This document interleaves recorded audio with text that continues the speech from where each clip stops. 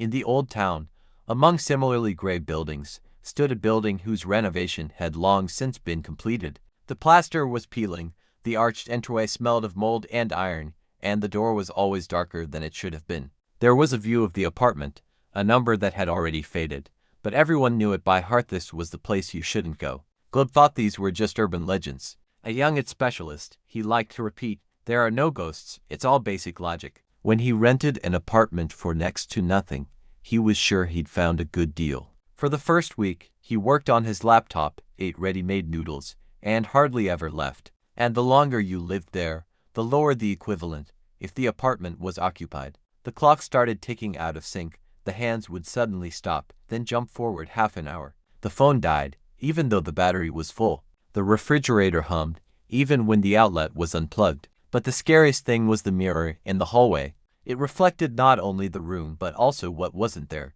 At first, shadows flickered like the silhouette of a child or that chair that wasn't there. Later, a reflection of the beginning of his life. People in it moved slightly slower than in reality, or didn't even match Gleb's gestures. One day, he noticed that the night mirror didn't reflect his bed. Lately, it had been empty, even though he was lying on it.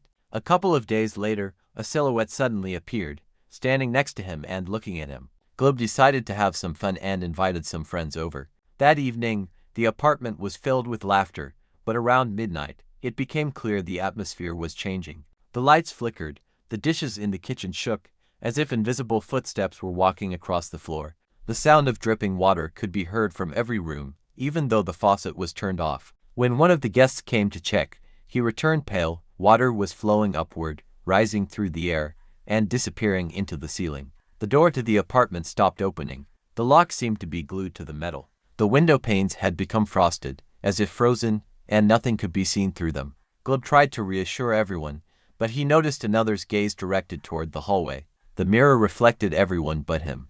In his place stood an elongated figure with empty eye sockets. The creature raised its hand and touched the glass. Cracks appeared from within, and a thick black liquid flowed out. But this time, it didn't drip onto the floor, but directly onto the shoe of one of the guests. The liquid was cold and smelled of earth. The lights went out. In the complete darkness, everyone heard whispers, loud and multi-voiced, as if hundreds of people were whispering at once. The whispers pronounced their names, one by one, and when a name was called, the person screamed and their voice broke off. The last thing Gleb heard was his own name being spoken next to him, right next to his ear. The next morning, the apartment door was open. Neither Gleb nor his guests were inside, but the neighbors noticed footsteps and the scraping of feet against the walls in the entryway all night. A mirror remained in the apartment's hallway. It's no longer cracked, but a tail, but if you look closely enough, you can see faces, dozens of distorted faces, knocking from within, mouths gaping silently. Neighbors say the apartment is still rented out, and new tenants occasionally move in. They don't last. No one knows where they've disappeared to. But every night, if you stand in the courtyard and look at the window of the apartment, you can see a faint glow, like a dim fire. Some people, who heard the country's name called by passers-by, have come to the rescue. And those who came to close even once never showed up in that courtyard again.